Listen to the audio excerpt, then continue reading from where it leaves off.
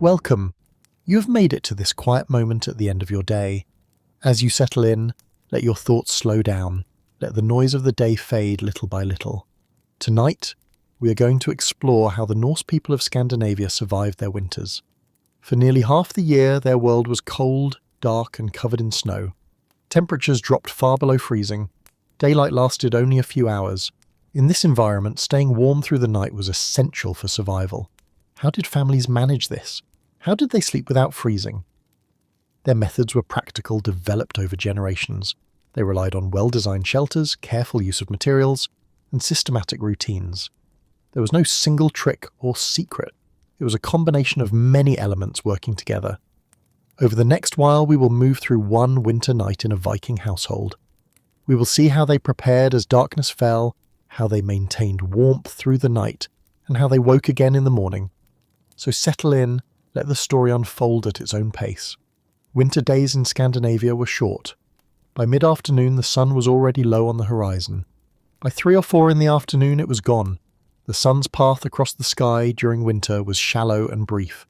It rose late, around 9 or 10 in the morning. It never climbed high. Even at its peak, the sun remained low, casting long shadows across the snow. The temperature dropped as soon as the sun disappeared. What had been cold became colder. Frost thickened on the surfaces. The air became sharp and still. This was the signal for outdoor work to end. Animals had to be checked and moved toward the shelter. Fuel had to be brought close to the dwelling. Water had to be collected before it froze solid. The transition from day to night happened quickly. Within an hour, full darkness arrived. Working outside after dark was difficult and dangerous. Most tasks had to be completed while some light remained. People moved indoors. They brought the children inside. They closed doors and prepared for the long night.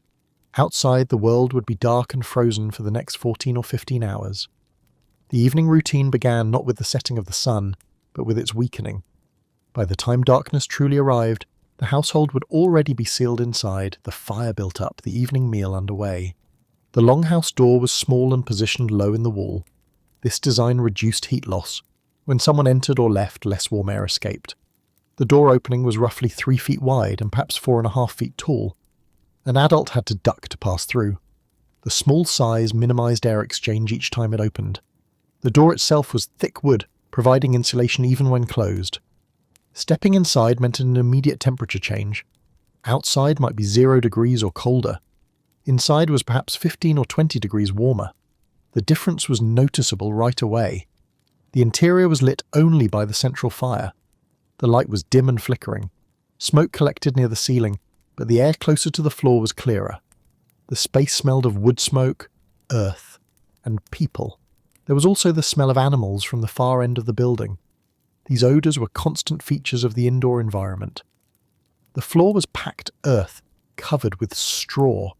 Along both long walls, raised wooden platforms served as benches during the day and beds at night. These platforms were about 2 feet high, lifting sleepers above the coldest air. The walls were thick. From inside, it was hard to see their full depth, but they extended several feet.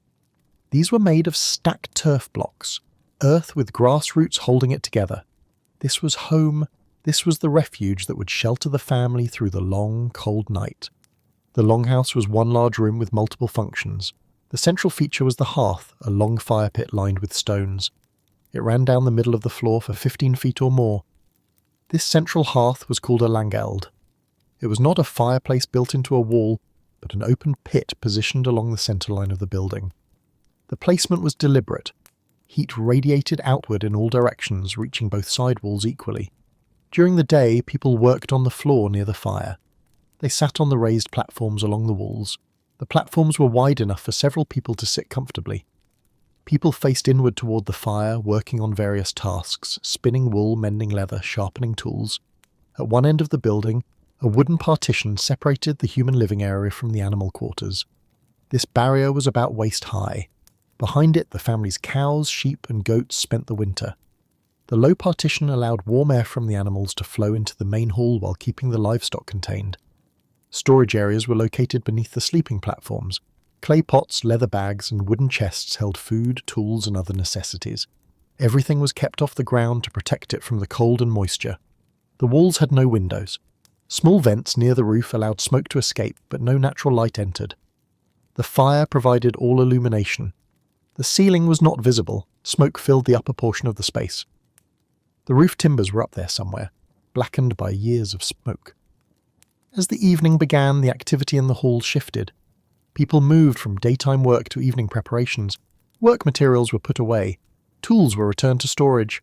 The floor area around the hearth was cleared. People adjusted their positions on the platforms, settling into more relaxed postures. Children were drawn closer to the fire and to adult supervision. Movement decreased. Voices became quieter. The focus shifted toward the fire itself and toward the evening meal. The household was consolidating. The scattered activity of the day was giving way to the gathered routine of the evening. Everyone was moving closer to the centre, closer to the warmth, preparing for the long night ahead. One family member took responsibility for the fire tonight. This duty rotated, but everyone knew how to manage it. The fire had been kept at a moderate level during the day. Now it needed to be built up to provide more heat and light for the evening. The process started with examining the existing fire. The firekeeper looked at the embers, judging their heat and distribution. The coals glowed red in some areas, grey ash covering others. Understanding the fire's current state determined what action to take next. The main fuel was peat. This had been cut from bogs during summer and dried. Peat burns slowly and produces steady heat. It creates less smoke than wood when properly dried. Peat was cut in rectangular blocks during summer months. The cutting was done in established bog areas where peat had formed over centuries. Each block was roughly the size of a brick. After cutting, the blocks were stacked in open formations to allow air circulation. They dried for weeks in the sun and wind. Properly dried peat was dark brown, almost black. It felt light for its size. When broken, it showed a fibrous texture, compressed plant material that had partially decomposed over centuries in the waterlogged bog environment. Wet or poorly dried peat would not burn efficiently. It would smoulder and create excessive smoke. The burning characteristics of peat made it ideal for the Viking longhouse. It ignited at relatively low temperatures if dry. Once burning, it produced intense heat with minimal flame. The combustion was steady and predictable. A piece of peat the size of a fist could burn for an hour or more, releasing heat continuously. The smoke from peat was different from wood smoke. It had a distinctive earthy smell. The smoke was also less visible than wood smoke when the peat burned efficiently. This meant less smoke accumulation in the living space, though some was always present. Small pieces went on first, placed carefully to allow air circulation. The embers heated the new fuel. Small flames appeared and grew. The firekeeper selected pieces about the size of a clenched fist. These were placed directly on the glowing embers, not in a pile, but arranged with gaps between them. Air needed to flow through and around the fuel. Without air, combustion would be smothered. The positioning mattered. Pieces placed too close together restricted airflow. Pieces placed too far apart meant the heat was not concentrated enough to maintain good combustion. Experience taught the right spacing. As the embers heated the newly added peat, changes became visible. The peat darkened where it contacted the coals. Wisps of smoke appeared. Then small flames emerged. Not large leaping flames, but smaller, steadier flames that grew gradually. More peat was added piece by piece. The firekeeper worked methodically. Adding too much at once would smother the fire. Adding too little would let it die down. Each addition was timed. Wait too long and the fire would weaken. Add too soon, and the previous addition had not established enough combustion to ignite the next. The firekeeper watched the flames and judged the right moment. The fire grew. Heat radiated from the stone-lined pit. Light increased throughout the hall. The flames were now visible along most of the hearth's length. Some wood was also added. Birch and pine burned hotter than peat but consumed faster. Wood was used for quick heat and better light during the active evening hours. Wood had been collected and stored during warmer months. Dead standing trees were preferred, already dried naturally. The wood was cut into manageable pieces and stored under cover to keep it dry through winter. Birch bark was particularly valuable. The bark contained oils that made it burn readily even when damp. A piece of birch bark could be used to help establish flames when building up a low fire. The wood itself burned with a bright flame and pleasant smell. Pine contained resin that burned hot and bright. It created more smoke than birch but produced excellent light. Pine was often saved for evening hours when maximum illumination was desired. The wood pieces added now were about the length of a forearm and as thick as a wrist. These were placed on the established peat fire. The wood caught quickly from the heat beneath. Flames grew larger and brighter. The light in the hall increased noticeably. The firekeeper used a long wooden pole to adjust the smoke flaps in the roof. These flaps controlled how smoke escaped and how air entered. Proper adjustment kept the fire burning efficiently and reduced smoke in the living area. The smoke flaps were positioned near the peak of the roof where smoke naturally accumulated. Each flap was a wooden panel that could be moved from inside using poles. The poles were long enough to reach from floor level to the roof, perhaps 12 to 15 feet. The flaps could be opened wider or closed more. Opening them increased the draft, drawing more air into the building and pulling smoke out faster. Closing them partially retained more heat but reduced smoke evacuation. Wind direction affected how the flaps should be positioned. Wind blowing across the roof created a venturi effect. Faster moving air over the opening created lower pressure that helped draw smoke out. But if the wind blew directly into an opening, it could push smoke back down into the living space. The firekeeper had to understand the relationship between wind and draft. Tonight, with little wind, the flaps were positioned to create a steady moderate draw. The openings were perhaps halfway open, enough to evacuate smoke but not so much that excessive heat was lost. In strong winds, the flaps might need frequent adjustment as the wind direction changes. On very cold nights with no wind, the flaps might be nearly closed to retain maximum heat, accepting higher smoke levels as a trade-off for warmth. The firekeeper could judge proper adjustment by watching the smoke. If smoke accumulated rapidly in the living space, more draft was needed. If the fire burned too vigorously and consumed fuel rapidly, less draft was appropriate. The fire responded. It burned more vigorously. The flames danced and jumped. Heat filled the space around the hearth, pushing back the cold that pressed against the thick walls. The temperature near the fire increased noticeably within minutes. Someone sitting 6 feet from the hearth could feel the difference. The radiant heat reached farther into the hall. The light transformed the space. Where the hall had been dim with only low fire glow, it was now illuminated enough for detailed work. Shadows still moved with the flames, but people could see clearly to do their evening tasks. This fire would burn all night. It would be carefully tended, fed at intervals, never allowed to die.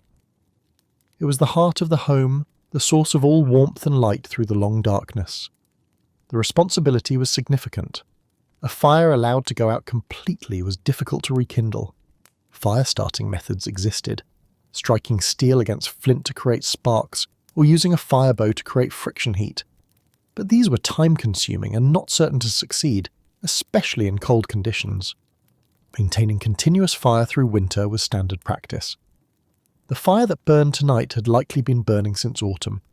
It would continue until spring. Each day's fire was built from the previous night's embers. The chain was unbroken. This continuity represented security. As long as the fire burned, the household had heat and light. The fire's continuation was life's continuation. At the far end of the longhouse, behind the partition, the family's animals occupied their space. 3 cows, 6 sheep, and several goats lived here through the winter. They had been brought inside in autumn, when outdoor conditions became too harsh.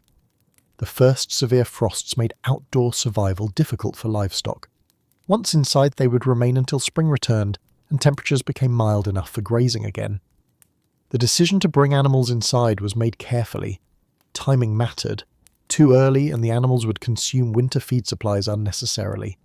Too late, and they risked exposure to the dangerous cold. Experience taught families to watch for specific signs: persistent ground frost, ice forming on water sources, and the first heavy snowfall.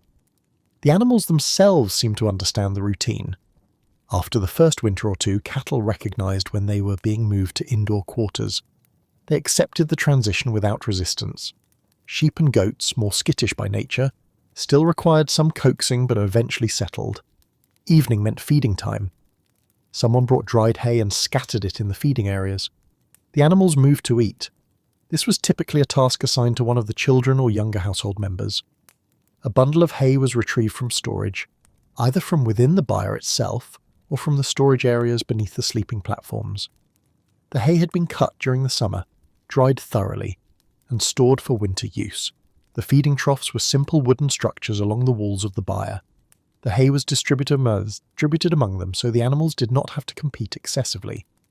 Cattle, being larger and more dominant, would push sheep aside if all the feed were in one location. Spreading it out reduced conflict. The animals responded immediately to feeding. They moved from resting positions to the troughs. The sounds increased, the tearing of hay, the rhythmic chewing, the occasional low call from a cow or bleat from a sheep. Feeding time was active time in the byre. Each cow generated significant heat. A large animal's metabolism produces thermal energy constantly. A mature cow weighing 1,000 pounds generates roughly as much heat as a small space heater, about 1/500 watts of thermal output. 3 cows created a substantial heat output, equivalent to a significant heating system. This heat production was continuous and automatic. The cows did not need to be doing anything active. Simply maintaining body temperature and digesting food created this thermal energy. At night, when the animals rested, the heat production continued at nearly the same rate. The sheep and goats added to this effect. Though smaller individually, together they contributed measurably. A sheep generates perhaps 300 watts of heat. 6 sheep meant another 800 watts. Several goats added more. The combined animal heat raised the temperature of the entire building by several degrees, perhaps 3 to 5 degrees, depending on outside temperature and building size. This temperature increase was significant. In a building that might otherwise be at 15 degrees, the animal contribution brought it to 18 or 20 degrees. That difference affected comfort levels and reduced the burden on the central fire. The heat was not concentrated in the byre. The low partition allowed warm air to flow freely into the main hall. Warm air rises, and the air warmed by the animals naturally moved upward and over the barrier. This created a gentle circulation pattern that distributed the heat throughout the building. This arrangement served multiple purposes. The animals survived the winter, protected from conditions that would have killed them outdoors. The family gained a reliable supplemental heat source that required only feeding to maintain. The animals also provided fresh milk throughout the cold months. Milk production continued through winter, though at reduced levels compared to summer. The cows, if they had calved at the right time of year, would still be producing milk. This provided fresh dairy, a valuable source of fat and protein during months when other fresh foods were unavailable. The milk was used immediately or processed into butter and cheese. Even small amounts of milk were valuable. A cup of milk added to porridge made it more nutritious and filling. Butter-enriched bread and other foods. The ongoing milk production made keeping cattle indoors worthwhile beyond just the heat they provided. The sounds from the byre were part of the household background. Cattle breathing, sheep occasionally bleating, animals shifting position. These were familiar, constant sounds. The breathing of large animals is audible. 3 cows produce a steady sound of inhalation and exhalation. At night, when the household was quiet, this breathing could be clearly heard. It was not disturbing, it was familiar, even comforting. The sounds confirmed that the animals were alive and well. Occasionally, an animal would vocalize. A cow might low softly. A sheep might bleat, particularly if jostled by another animal at the feeding trough. Goats made their characteristic sounds. These noises punctuated the background hum of animal presence. Movement sounds were also constant. Animals shifted their weight from one leg to another. They lay down and stood up. Hooves scraped against the packed earth floor. Hay rustled as they pulled it from the troughs. The byre was a zone of continuous low-level activity. The partition allowed air circulation between the 2 spaces. Warm air from the animals flowed into the main hall. The family could also monitor the livestock easily through the low barrier. The waist-high partition meant that anyone standing in the main hall could look over into the byre. Visual monitoring was simple. A glance confirmed that animals were eating normally, that none appeared sick or injured, that all were present and accounted for. This easy monitoring was important. Livestock represented significant wealth. A cow was a major asset. Losing one to illness or injury was a serious economic blow. Regular observation allowed problems to be spotted early. An animal not eating might be becoming sick. One lying down excessively might be injured. Constant monitoring protected the family's investment.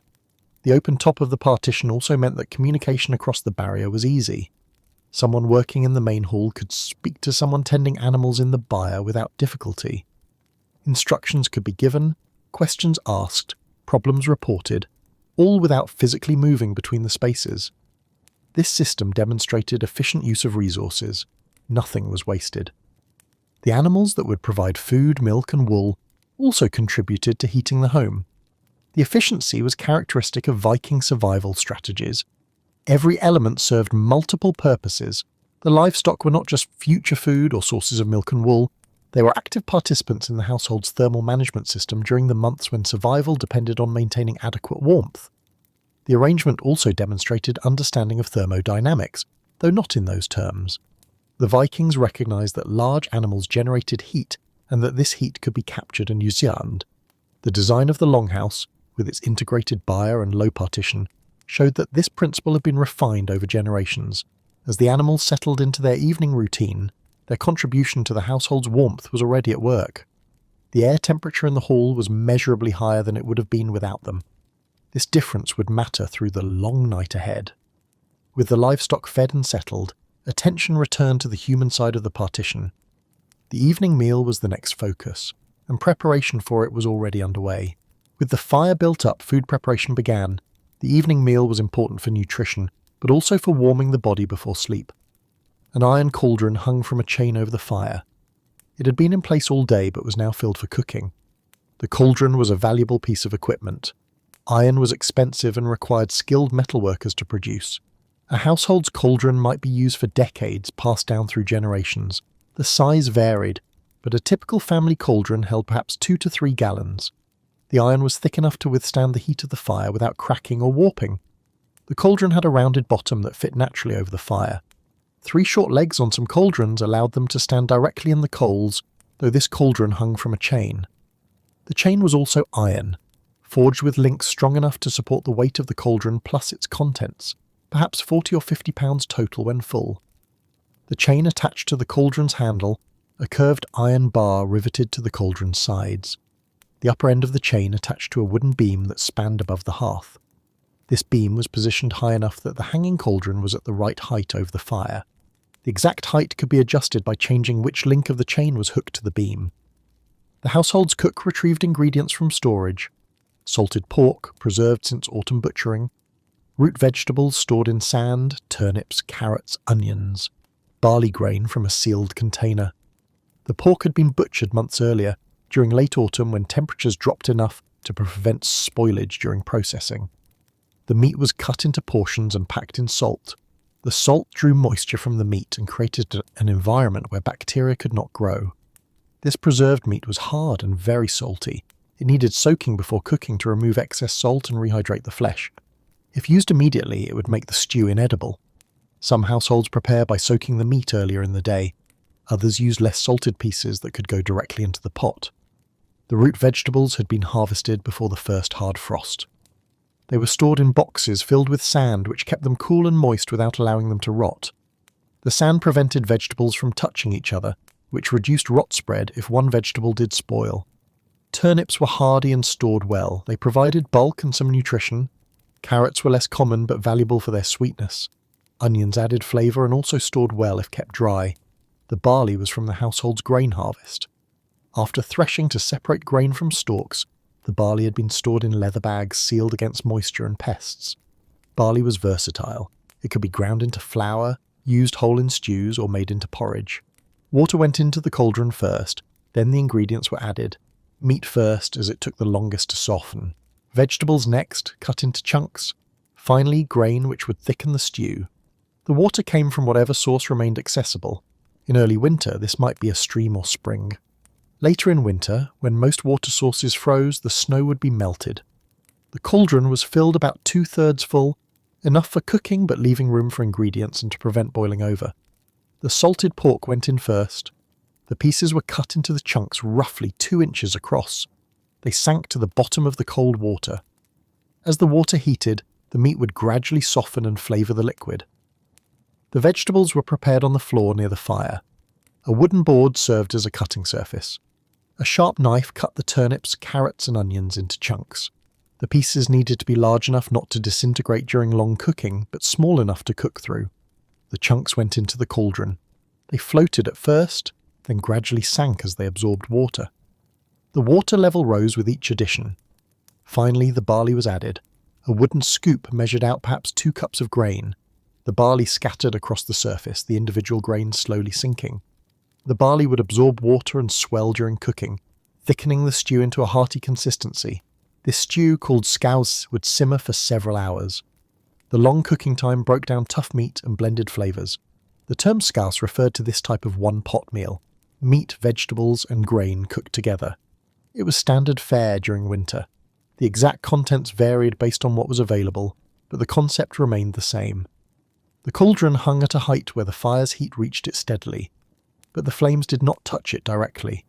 The water began to warm. Small bubbles appeared on the bottom of the cauldron. Steam started to rise from the surface. As the temperature increased, more bubbles formed. Eventually, the liquid reached a simmer, not a rolling boil, but gentle bubbling. This temperature was maintained for hours. The low, steady heat slowly cooked everything. The meat fibres gradually broke down, becoming tender. The vegetables softened. The barley absorbed liquid and released starch, thickening the broth. The salt from the meat seasoned everything. The onions provided aromatic flavour. The long cooking integrated all the flavours. What started as distinct ingredients became a unified stew. The liquid became rich with dissolved proteins and starches. The texture became thick and satisfying. The meal was deliberately high in calories and fat. This was practical. The body needed fuel to generate internal heat. Fat and protein provided sustained energy that would last through the night. Fat contains more than twice the calories per weight as protein or carbohydrate. The pork fat in the stew provided concentrated energy. A serving with good fat content could contain 500 calories or more. Protein from the meat supported muscle function and provided amino acids for body maintenance. The metabolic processing of protein also generates heat as a byproduct. Carbohydrates from the barley and vegetables provided glucose for immediate energy needs and glycogen storage for overnight metabolic requirements. The combination created a meal optimized for cold weather survival. It was not about taste, though the stew was flavorful. It was about providing the fuel the body needed to maintain temperature through a long, cold night. Flatbread had been prepared earlier on hot stones. It would accompany the stew. Butter from the family's cows would be available as well. Flatbread was made from barley or oat flour mixed with water into a dough. The dough was formed into thin rounds and cooked on flat stones positioned near the fire. The stones were heated until they could cook the bread, hot enough that a drop of water would sizzle immediately. The bread cooked quickly on the hot stones, perhaps 2 to 3 minutes per side. It emerged crisp and slightly browned. Made without leavening, it was dense but filling. Butter added calories and made the bread more palatable. The butter was made from cream skimmed from the cow's milk. The cream was churned, agitated until the fat globules separated from the liquid. The resulting butter was salted for preservation and stored in sealed containers. Some households also made porridge as a supplement. Oats or barley boiled with water and enriched with butter. This provided additional calories for those who wanted more food. Porridge was simple to make. Grain was added to boiling water and stirred as it cooked. The grain absorbed water and swelled. After perhaps 20 minutes of cooking, the porridge was thick and ready to eat. Butter stirred in while hot added richness. A bit of honey, if available, provided sweetness. The cooking process added heat and moisture to the air. Steam rose from the cauldron. The smell of cooking food filled the hall. The steam carried heat energy into the air. While most heat energy stayed in the liquid being cooked, the escaping steam warmed the surrounding air noticeably. Someone standing near the cooking pot would feel this warmth distinctly. The moisture from the steam increased the humidity in the hall. The air in winter was typically dry, especially indoors where cold air held little moisture. The cooking steam helped moderate this dryness, making breathing more comfortable. The smell of the cooking stew was powerful and pervasive. It dominated all other odours in the hall. The scent of meat, onions, and grain cooking together created an aroma that signalled food, warmth, and security. For people who had been smelling wood smoke and earth all day, the cooking smell was a welcome change. The smell also stimulated appetite. The body's response to food aromas included increased saliva production and digestive preparation. By the time the stew was ready, everyone was hungry and ready to eat. The meal would be eaten communally, with the household gathered around the fire. This was standard practice during winter evenings.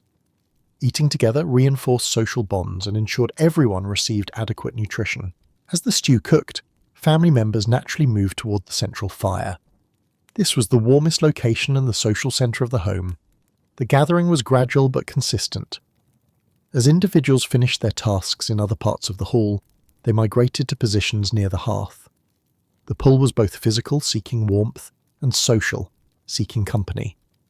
People continued working on small tasks. Leather needed mending. Tools require sharpening. Wool could be spun. These activities could be done while sitting near the heat. A man might sit on the sleeping platform with a knife and whetstone, sharpening the blade with practiced strokes. The repetitive motion required little concentration, allowing him to participate in conversation while working. A woman might have a spindle and a distaff, continuing the endless work of turning wool into thread. The spinning could continue almost automatically once the technique was mastered. Her hands worked, while her attention was free for social interaction. Older children helped with various tasks. A boy might be smoothing a wooden handle with a piece of rough stone, braiding away splinters and irregularities. A girl might be carding wool, combing it with toothed tools to align the fibres for spinning. These activities kept hands busy but did not prevent conversation. The work was familiar enough that it required little focused attention. Children sat on the floor near the fire, playing quiet games or listening to adult conversation. They stayed close to the warmth. Young children had limited tolerance for cold. Their smaller body mass meant they lost heat faster relative to heat production. Keeping them near the fire was necessary for their comfort and safety. The games played were quiet and contained. Loud running games were impossible in the confined space and would disturb the household. Instead, children played with simple toys, carved wooden figures, small stones used as game pieces, or pieces of string for making patterns. Some children simply listened to the adults. They absorbed the conversations, the stories, the rhythms of winter evening life. This was their education, observing, listening, and gradually learning the patterns of their culture. The household included parents, children, grandparents, and possibly unmarried relatives or servants. All lived together in this single space. Privacy was not part of the arrangement. A typical household might number 8 to 12 people. 2 parents formed the core. Several children of varying ages, perhaps 4 or 5, represented the next generation. 1 or both grandparents might live with the family if still alive. An unmarried adult sibling or a servant who worked for the family might complete the household. Everyone had a place in the social hierarchy. The head of the household, typically the senior man, had ultimate authority over household decisions. His wife managed domestic operations and had authority over indoor work. Elders were respected and consulted. Children occupied the lowest status, but were valued for their labour and as future adults. This hierarchy was visible in the spatial arrangement. The head of household occupied a position near the fire's warmest zone. His wife sat nearby. Elders were positioned favourably. Children and servants occupied peripheral positions or moved between spots as needed. Conversation was part of the evening routine. People discussed the day's work, made plans for the next day, and shared information. This social interaction was important during the long months of winter confinement. Topics varied. Plans for the next day's work, what needed doing, who would do what. Observations about the animals, which cow seemed to be producing less milk, and whether the sheep appeared healthy. Comments about the weather, how cold it felt, whether snow seemed likely. Stories from the past came up. Someone might recall a previous winter that had been particularly harsh or particularly mild. Memories of family members no longer present might be shared. These recollections kept the past alive and reinforced family identity. Information from outside the household was valuable. If someone had encountered a neighbour during the day, news would be shared. Word about other families, community plans, or unusual occurrences spread through these evening conversations. Conflicts or tensions were addressed. In close quarters, disagreements were inevitable. The evening gathering provided an opportunity to discuss and resolve issues before they escalated. The presence of the entire household encouraged measured responses and collective problem-solving. The fire provided the focus. Everyone is oriented toward it. The heat it produced made the evening bearable. Without it, the space would quickly become too cold to occupy comfortably. The fire was both a literal and a symbolic centre. Literally, it was the heat source.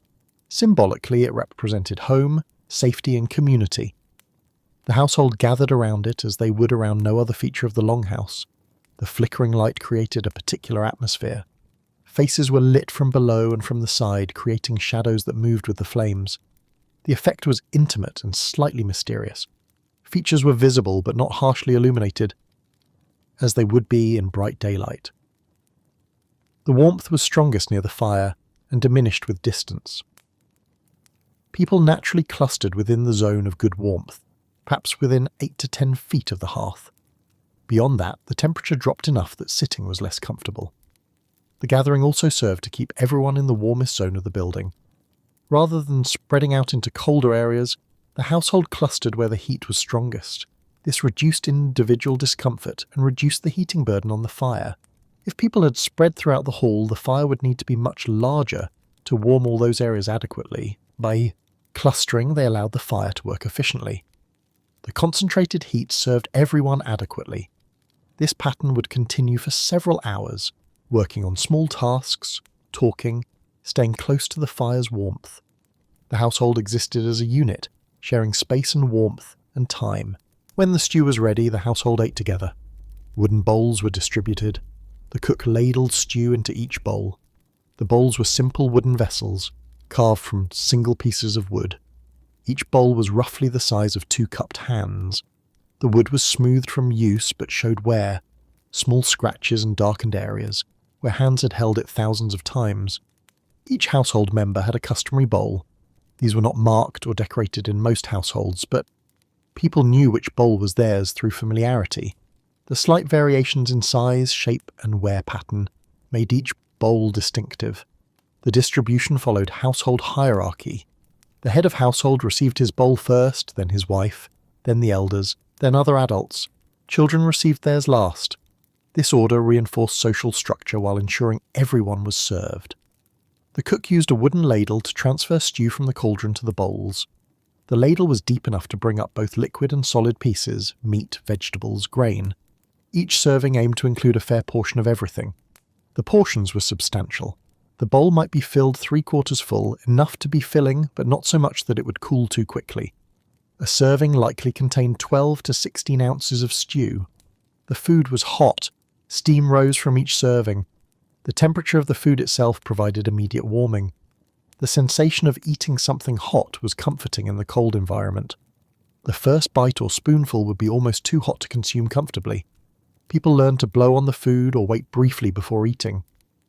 As the meal progressed, the food cooled to a more comfortable temperature, but remained warm throughout most of the meal. Eating utensils were simple. Most people used a wooden spoon. Some might eat directly from the bowl, drinking the liquid and using mangoes or pieces of bread to extract solid pieces. The method was practical rather than refined. Wooden spoons were carved from single pieces of wood. The bowl of the spoon was relatively shallow, more like a modern dessert spoon than a soup spoon. The handle was short and thick, easy to grip. The spoon showed wear from use. The bowl end was worn smoother than the handle. The stew was thick and rich. The fat from the pork provided concentrated calories. The vegetables and grain added substance. This was hearty food designed for survival, not refined taste. The texture was substantial. The meat had cooked long enough to be tender, but still provided resistance when chewed. The vegetables were soft but not dissolved. The barley had swelled and thickened the liquid into something between soup and porridge. The flavour was simple but satisfying. The salt from the preserved pork seasoned everything. The onions provided savoury depth. The barley added a mild, slightly nutty flavour. The overall taste was hearty and filling rather than complex or delicate. The fat content was noticeable. Small globules of melted pork fat floated on the surface and coated the mouth when eating. This fattiness was desirable. It provided the calorie density needed for cold weather survival. A thin, lean stew would not have sustained people adequately. Flatbread was torn and used to soak up the stew. Butter was spread on extra bread. The meal was filling and warming. The flatbread served multiple purposes. It could be used as a utensil. Torn pieces picked up solid food from the bowl. It soaked up liquid at the bottom of the bowl, ensuring nothing was wasted. It provided additional calories and bulk. The bread had a dense texture and a slightly nutty flavour from the barley or oat flour. It was somewhat chewy, requiring good teeth to eat.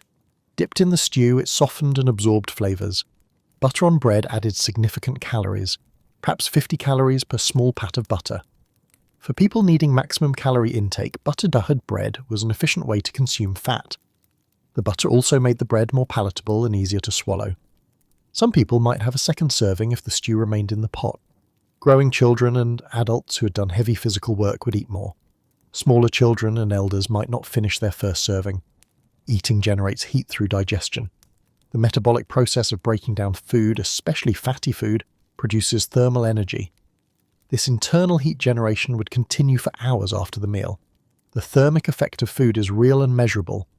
The body expends energy breaking down food molecules and absorbing nutrients. For fat, about 5 to 15% of the calories consumed are burned in the digestive process itself. For protein, the percentage is higher, 20 to 30%. This means that eating 500 calories of fatty, protein-rich stew resulted in immediate heat production of perhaps 50 to 100 calories. This heat warmed the body from within, supplementing the external heat from the fire. The timing of the evening meal was strategic. Eaten several hours before sleep, the digestive heat production peaked during the early part of the night, exactly when it was most needed. As people settled to sleep and the fire was banked lower, their bodies were warm from both the meal and the peak of the evening fire. The filling sensation from eating also contributed to comfort. A full stomach created a sense of satisfaction and contentment. This psychological comfort combined with physical warmth to create optimal conditions for the evening's remainder. The evening meal was the main meal of the day. It provided the caloric input that would fuel the body through the long night. In winter, when outdoor work was limited and daylight was brief, this meal might account for half or more of daily calorie intake. Daily calorie needs in cold weather are higher than in moderate temperatures. The body burns calories maintaining core temperature. Physical work requires energy. Growth in children demands calories. A household member might need 2,500 to 3,500 calories per day, depending on age, size, and activity level. The evening stew with bread and butter could easily provide 800 to 1,200 calories per person. Combined with morning and midday meals, perhaps porridge and bread, total intake reached adequate levels. The diet was not varied or elaborate, but it provided sufficient energy for survival. After eating, wooden bowls were set aside. Some water might be drunk, but beverages were minimal. The focus was on the solid, calorie-dense food. Water was consumed as needed, but was not a major part of the meal. The stew itself was liquid enough to provide some hydration. Excessive drinking was avoided. Water took up stomach space better used for calorie-dense food. If water was drunk, it was at room temperature, which meant cold. Heating water for drinking was possible, but the fuel used could have been better spent on cooking or heating the living space. People tolerated cold water as normal. The bowls were stacked or placed in a designated area. They would be cleaned later, perhaps the next morning when someone could take them outside briefly or use snow to scrub them. For now, they were simply set aside. The meal brought the household together in a shared activity. Everyone ate at the same time in the same space. This reinforced social bonds and provided a sense of community. Communal eating was standard practice. There was no concept of individuals eating at different times or in different locations. The household ate as a unit. This ensured everyone received adequate nutrition and that no one was overlooked or forgotten. The shared meal was also a time when the household was most completely gathered and focused on a common activity. Work might scatter people to different tasks, but during the meal, everyone was present and engaged in the same act, consuming the food that sustained them all. With the meal finished, the evening routine would continue. There were still hours before sleep. The fire would be maintained. Activities would continue near the hearth. But an important milestone had been reached. The household was fed and warm, positioned to survive another night. After the evening meal, the household continued with various tasks. These activities kept people occupied during the long dark hours and made productive use of time. Women worked on textile production. This included spinning wool into thread, weaving thread into cloth, or sewing and mending garments. These tasks required good light, so they were done close to the fire. Spinning was continuous work during winter months. A woman would sit with a distaff holding prepared wool fibres and a spindle for twisting them into thread. The work was repetitive but required attention. A skilled spinner could produce substantial lengths of thread in an evening.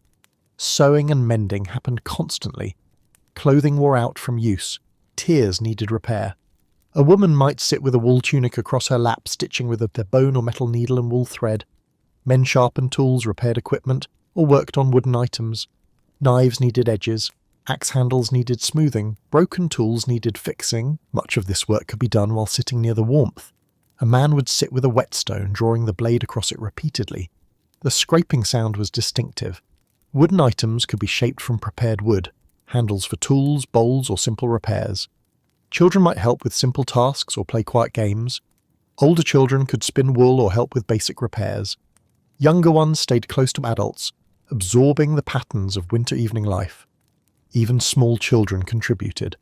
Holding materials steady or fetching tools from storage freed adult hands for detailed work. These small contributions taught children that everyone had a role. These activities served multiple purposes. They were productive. Necessary work was accomplished. They were social. People worked alongside each other and talked. They kept the household together in the warmest part of the building. The work rhythm was steady but not rushed. There was no time pressure. The darkness outside would last for many hours. Tasks were paced to fill the evening without exhausting people before sleep. Periodically, someone would add fuel to the fire. This happened at regular intervals, part of the background rhythm of the evening. The fire was never allowed to burn too low. The hours passed in this pattern, working, talking, tending the fire, staying warm. Eventually, as the evening progressed, thoughts would turn towards sleep. As the evening wore on, work activities gradually decreased. This was the time for oral tradition, the telling of stories that preserved history, culture, and practical knowledge. Elders held most of the stories. They had heard them from previous generations and had memorized them through years of repetition. Now they passed them on. An elder might be a grandfather in his 60s or 70s, old by Viking age standards, when average life expectancy was perhaps 40 to 50 years. Someone who had survived to an advanced age carried decades of accumulated knowledge and experience. These elders had learned stories in their own youth, sitting by fires just like this one, listening to their grandparents. They had heard the same stories dozens or hundreds of times over the years. Through this repetition, the stories became fixed in memory, word for word in some cases, or at least with consistent structure and key details. Now, in their own old age, the elders held the responsibility of transmission. They were the living libraries of their culture. What they knew and could remember was all that would survive them. If they failed to pass stories on, that knowledge would die with them. The storytelling typically began naturally. Someone might ask a question that prompts a relevant story, or an elder might simply announce that a particular tale should be told tonight. The household settled to listen. Stories served multiple functions. Some were entertainment, tales of heroes, gods, and mythical events from Norse tradition. These held attention and made the evening pass more pleasantly. The Norse sagas and myths were rich with dramatic narratives. Stories of the gods, Odin's acquisition of wisdom, Thor's battles with giants, and Loki's tricks and betrayals provided entertainment while also conveying religious beliefs and moral lessons. Heroic sagas told of legendary warriors and leaders. These stories featured battles, feuds, journeys to distant lands, and tests of courage and honor. The narratives were exciting, filled with action and conflict. They held the attention of listeners, particularly children and young people. The entertainment value was real. In an environment with no books, no visual entertainment, and limited social contact outside the household, stories were precious. A good storyteller could transport listeners to other times and places, providing mental escape from the confines of the winter longhouse. Other stories contained practical information embedded in narrative form. A tale about a hunting expedition might teach animal behavior and weather prediction. A story about a harsh winter might describe survival techniques. These practical stories were subtly educational. Rather than direct instruction, when tracking elk, look for these signs. The information was embedded in narrative. Gunnar followed the elk through the snow, noticing how the tracks were deeper on one side where the animal favoured its good leg.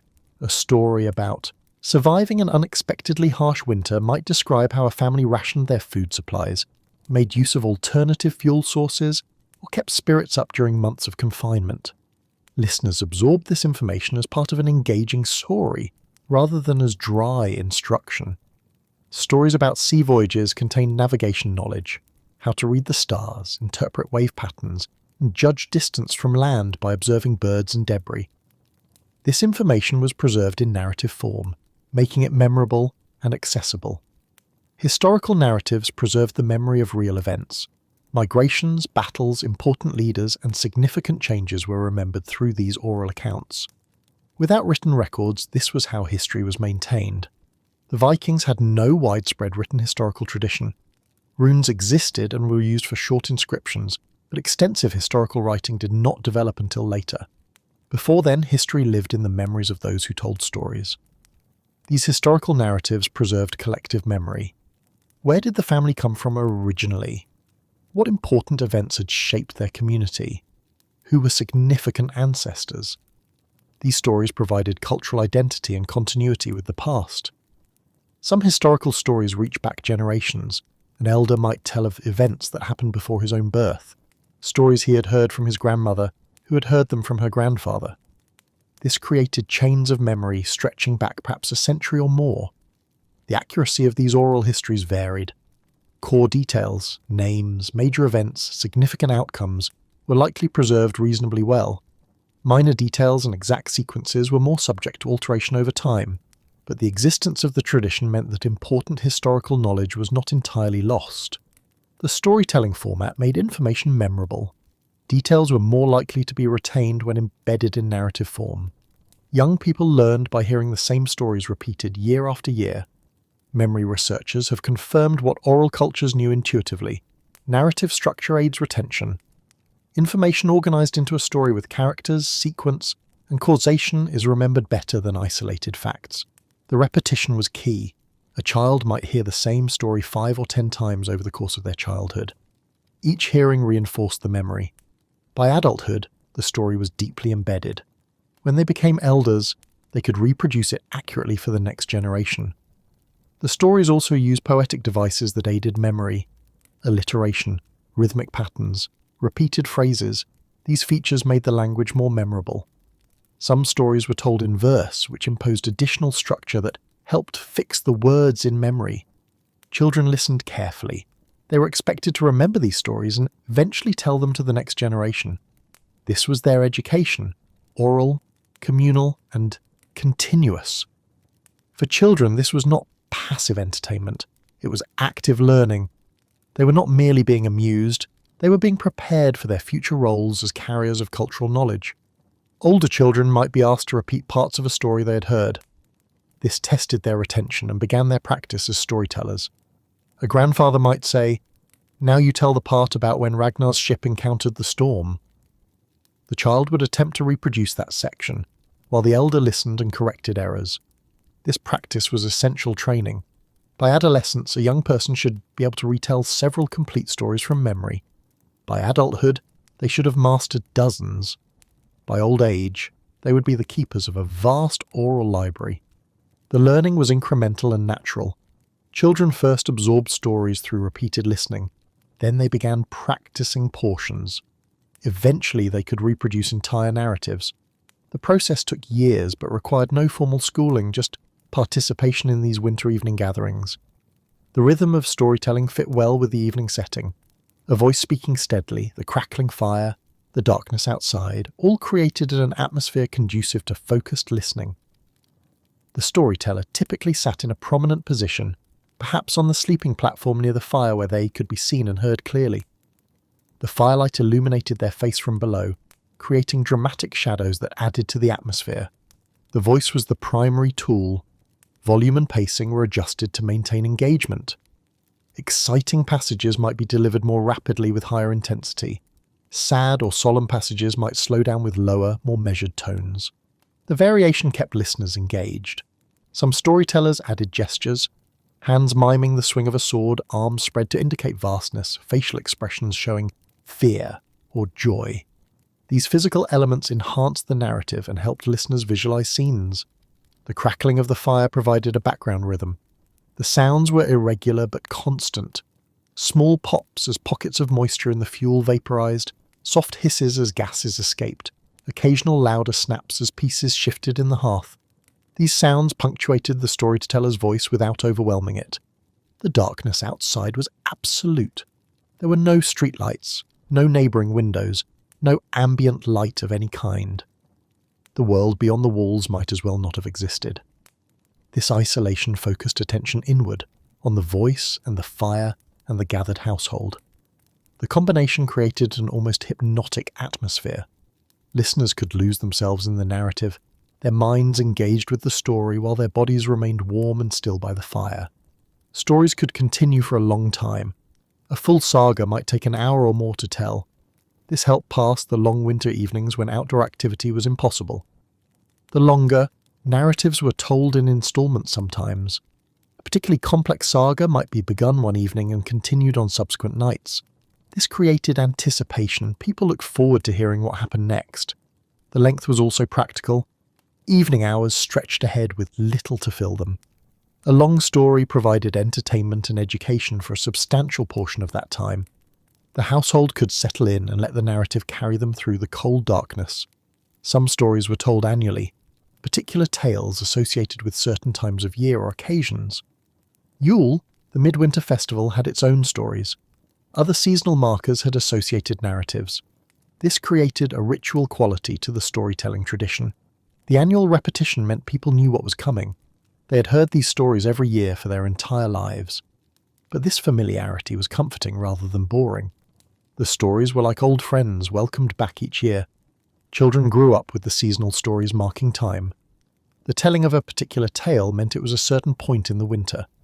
This helped create temporal structure in the long dark months when one day blended into another. The social aspects of winter storytelling created opportunities for community bonding that helped maintain positive relationships during the stressful period of winter confinement. Shared laughter, emotional responses to familiar narratives, and the comfortable intimacy of firelit gatherings helped families and communities maintain the social cohesion essential for successful winter survival. Listening together created a shared experience. When something exciting or dramatic happened in a story, the household responded together, leaning forward, gasping, laughing. These shared emotional moments strengthened bonds between people. The storytelling also provided a framework for discussing values and behaviour. After a story about a heroic figure, conversation might turn to what made someone brave or honourable. Stories about conflicts might prompt discussion about proper ways to resolve disputes. The narratives provided material for moral education. For people confined together for months, maintaining good relationships was essential. The storytelling tradition provided a structured time when everyone participated in a shared positive activity. This helped prevent the conflicts and tensions that could arise from prolonged close quarters. By mid-evening, the fire reached its peak output. It had been built up after sunset and maintained throughout the meal and evening activities. Now it burned strong and steady. The flames rose a foot or more above the stone-lined hearth. The light illuminated the central portion of the hall. Shadows moved on the walls as flames shifted. The height and vigour of the flames indicated peak combustion. The fuel, peat and wood, was burning efficiently. Oxygen was adequate. Heat output was at its maximum for the evening. The flame patterns varied with the type of fuel. Wood produced taller, more active flames that leaped and danced. Peat created lower, steadier flames that moved more slowly. The combination created complex, ever-changing patterns of light. The light quality was warm, with yellow and orange tones dominating. This warm light was flattering to skin tones and created a comfortable atmosphere. Unlike the harsh blue-white light of daylight, firelight was soft and forgiving. The illuminated area extended perhaps 12 to 15 feet from the hearth in all directions. Within this zone, visibility was good enough for detailed work. People could see each other's faces clearly, could work on crafts requiring precision, and could move about safely.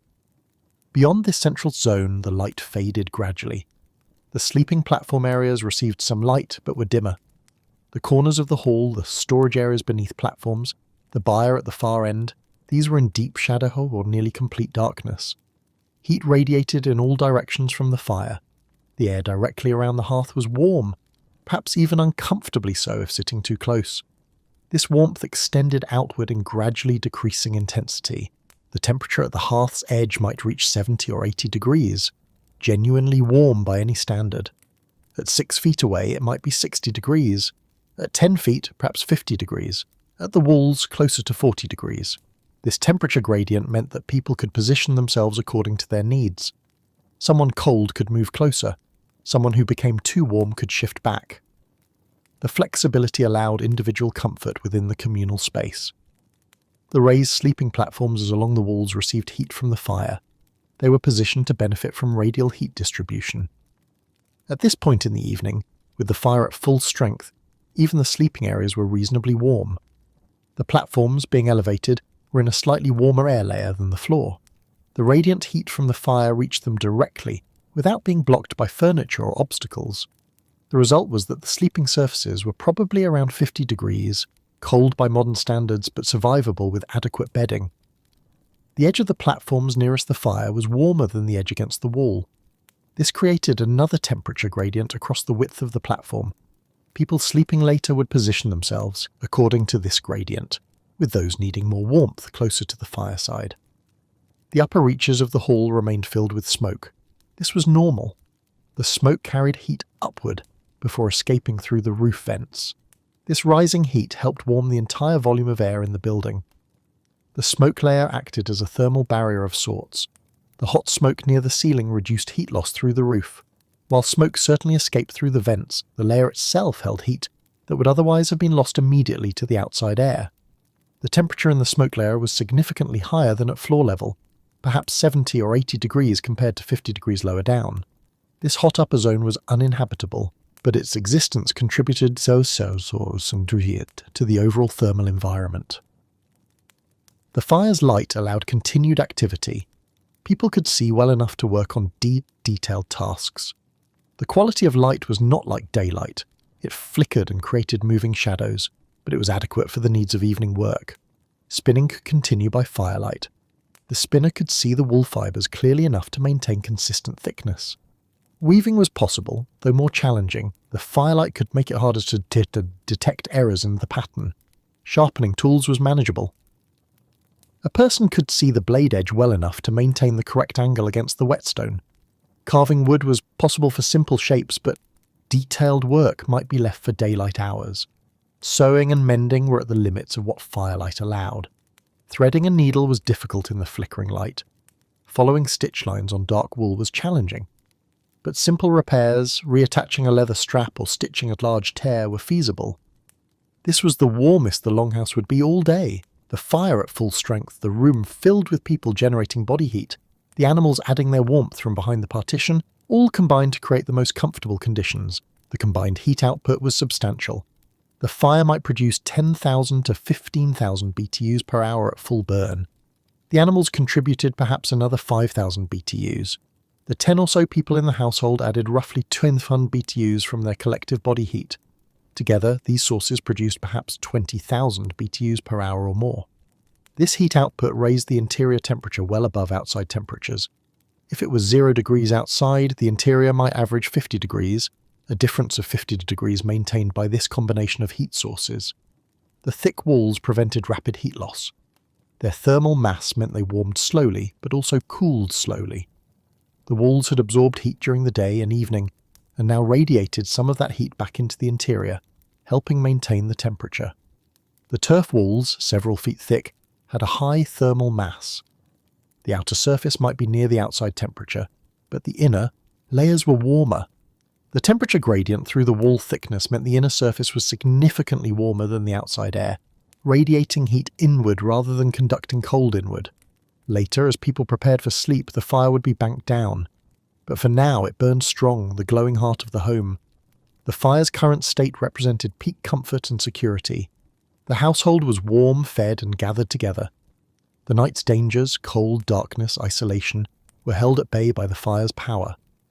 This moment of peak warmth was appreciated, even if not consciously acknowledged. People had been cold during the day, working outdoors or in cold parts of the building. Now they were genuinely warm, perhaps even comfortable. The contrast made the warmth more precious. The fire also represented continuity.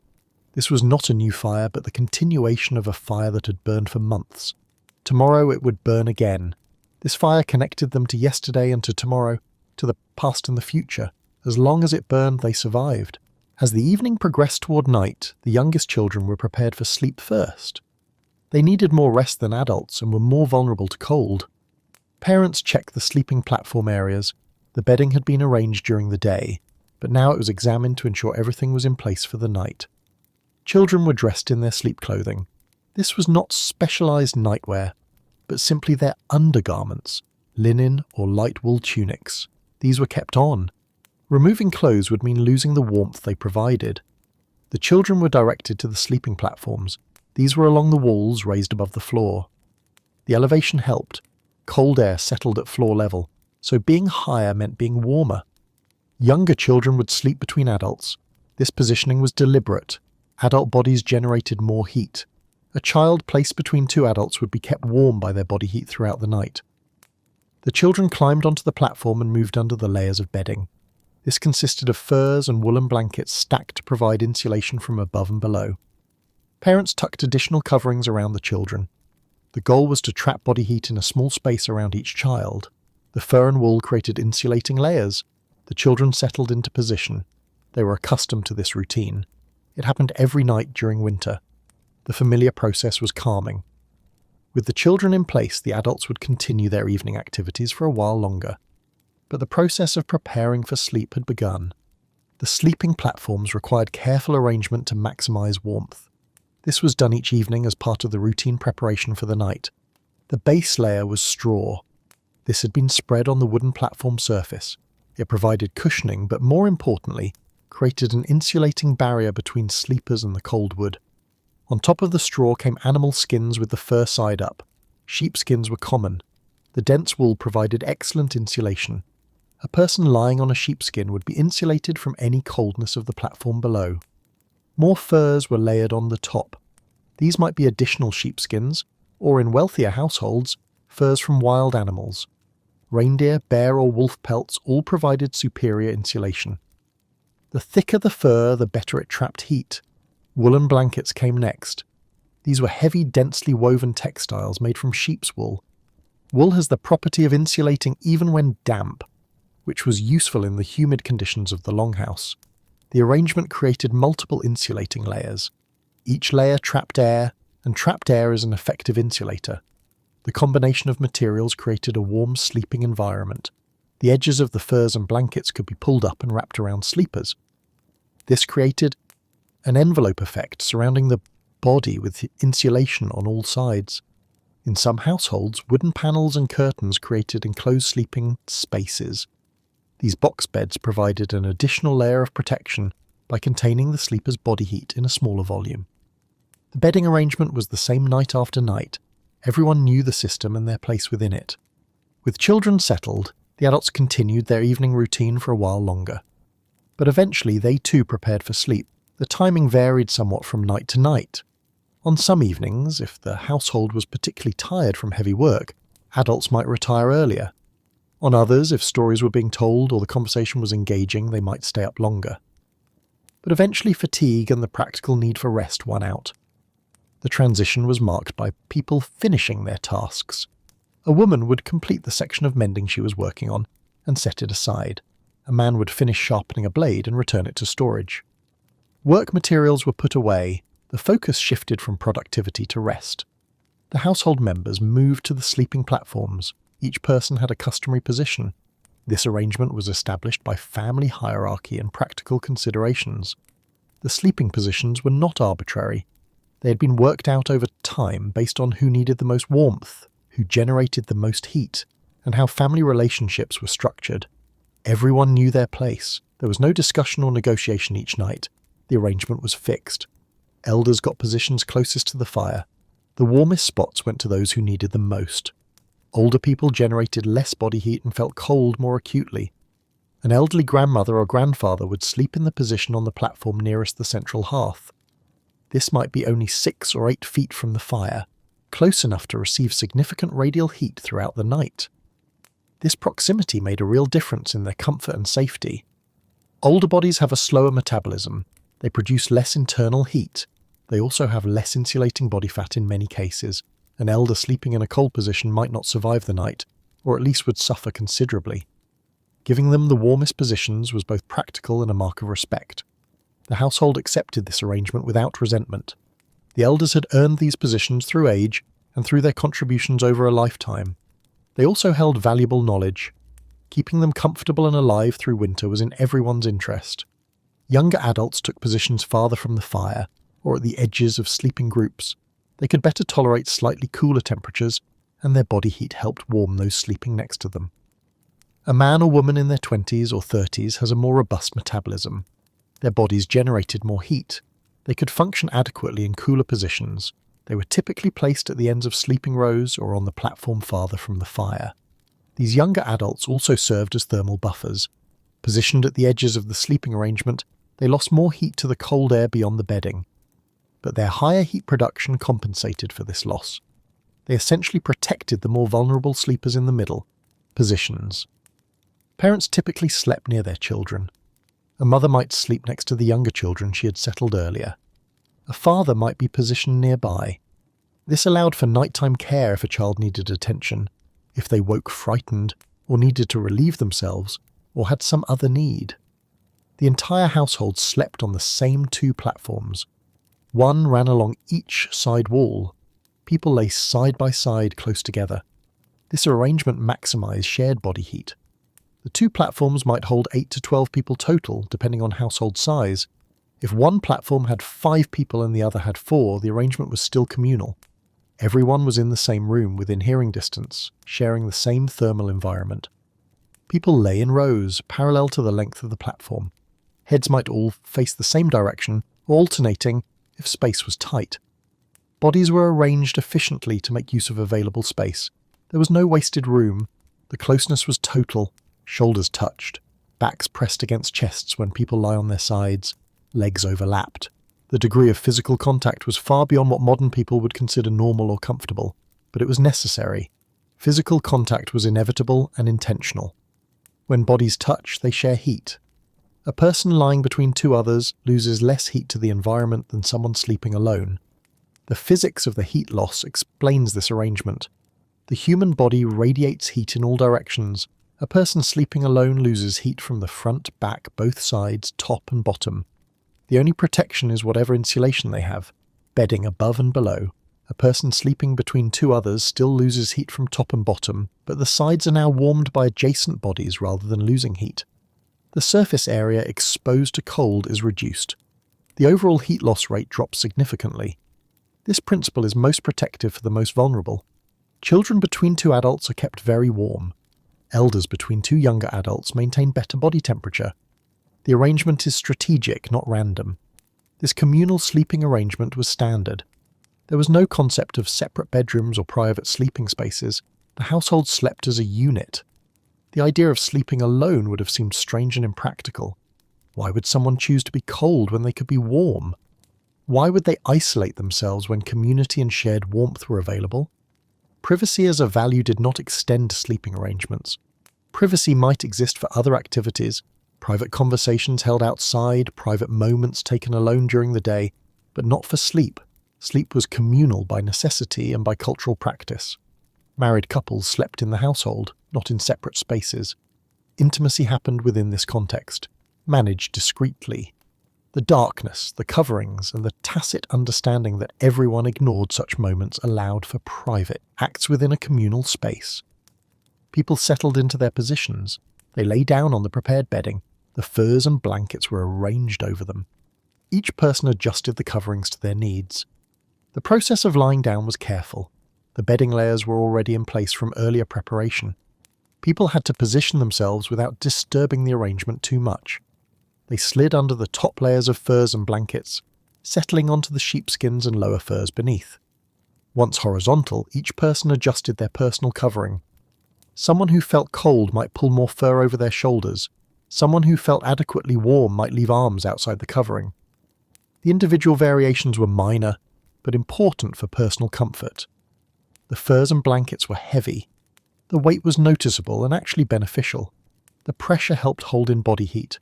The covering pressed down on the body, eliminating air gaps where warmth could escape. Movement after settling was minimal.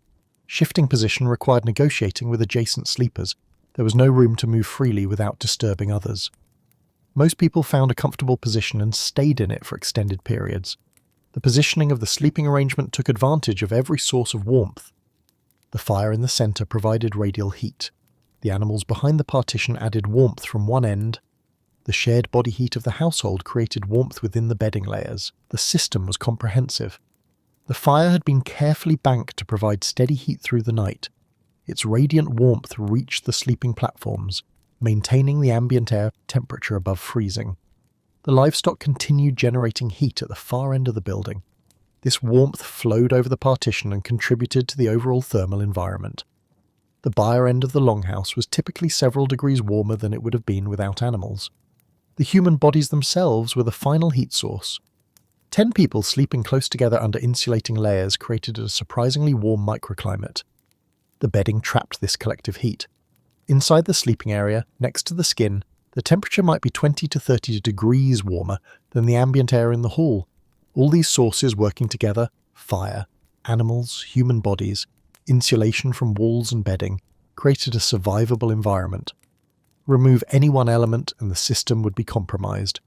Together, they provided adequate warmth for the household to sleep through the long, cold night. With everyone in position and the bedding arranged, the household was nearly ready for sleep. The fire would need final banking. The hall would grow quieter. But the most important step, getting everyone safely into their sleeping positions, was now complete.